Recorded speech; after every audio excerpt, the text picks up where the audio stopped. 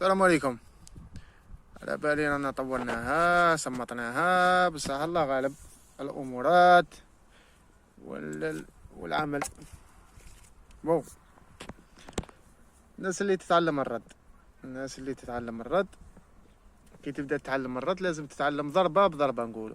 نقولوا زعما تلعب راس وهو يرد لك، ولا تلعب له كتف وهو يرد لك، ولا تلعب له نص وهو يرد لك. هذا ما كان تلعب ضربه وهو يرد لك، تلعب غير ضربه واحده ويرد لك. مثلا نلعب له زوج طرش يرد لي، ولا نلعب له راس ويرد لي. هكا كي تكون تتعلم باه تتضارب برا.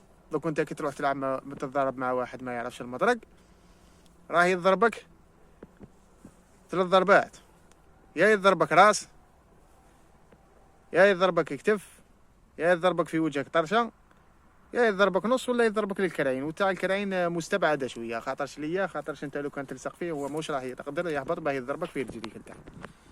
هذا هو.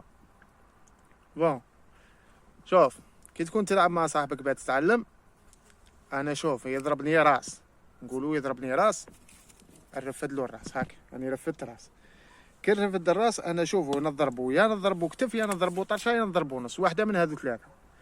يا نعاود نرد له الضربه غير تاعو، يا يضربني راس نضربو راس، ولا يضربني راس نضربو طرشه، ولا يضربني راس كتف يضربني راس نطلق له نص. هذه هي عندك، هذو الربع اختيارات. ولا يضربني كتف، باسكو اللي راح يضربك نص كتف طرشه، هذو هما اللي يضربك. وفي جميع الحالات راح تردهم بهذه الطريقه كيما نردوا النص. راح نردهم هكا بهذه الطريقه كيما نردوا النص. خلاص، جا راس نردو هاك، جا كتف نردو، جا طرشه نردها، جا نص ثاني كيف نردو. هذه الطريقه اللي نردوا بها. والردات اللي عندك ترد راس، ولا ترد كتف، ولا ترد طرشه، ولا ترد نص. هذه هي. خلاص، كي شغل نقابلو ما نغبن صاحبي، ماشي ما تردلوش زوج ضربات. خلاص باه تتعلم، باه يدك تمشي، ومن بعد نزيدو نشوفو واحده اخرى. هذه هي. راهي شويه الحاله سخانه مع رمضان وقاعد كينا. اي صحه فطوركم. السلام عليكم.